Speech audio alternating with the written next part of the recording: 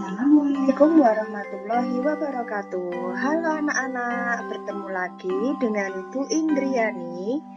Kali ini kita akan belajar kelas 5, tema 3, makanan sehat, subtema 1, pembelajaran 5, muatan IPA, tentang sistem pencernaan pada manusia.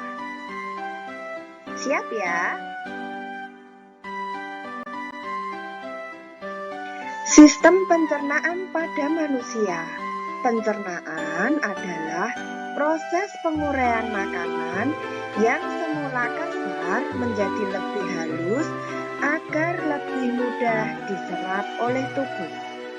Pencernaan dibagi menjadi dua macam, yaitu pencernaan mekanik yang berfungsi untuk memperhalus makanan.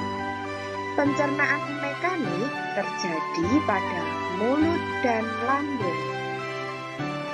Selanjutnya, pencernaan kimiawi terjadi pada mulut, lambung, dan usus halus.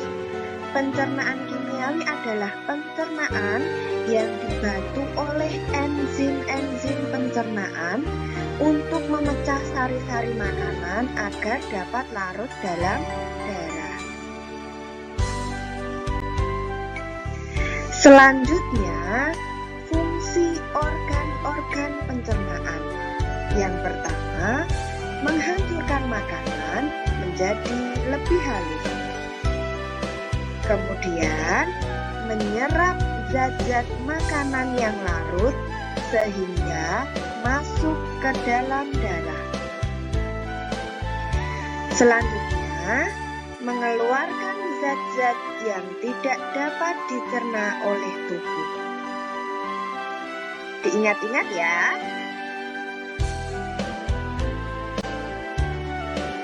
Nah, ini adalah gambar sistem organ pencernaan pada manusia. Makanan mula-mula masuk melalui mulut.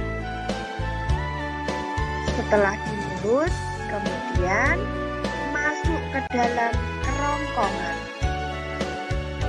Oleh kerongkongan didorong menuju lambung. Kemudian dari lambung masuk ke usus halus. Setelah ke usus halus, kemudian masuk ke usus besar. Dan terakhir keluar melalui anus. Nah, fungsi masing-masing organ pencernaan. Fungsi mulut menghancurkan makanan sehingga ukurannya cukup lebih kecil untuk dapat ditelan ke dalam perut. Proses pencernaan makanan dimulai sejak makanan masuk ke dalam mulut.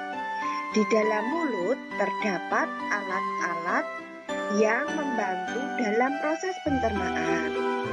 Bagian alat-alat pencernaan di mulut adalah gigi, lidah, dan kelenjar ludah atau air liur. Di dalam rongga mulut terjadi proses pencernaan makanan secara mekanik dengan gigi dan lidah, dan pencernaan makanan secara kimiawi dengan bantuan enzim petialin yang terdapat di dalam air liur. Selanjutnya, makanan masuk ke dalam kerongkongan. Nah, fungsi kerongkongan adalah memindahkan makanan dari mulut ke lambung.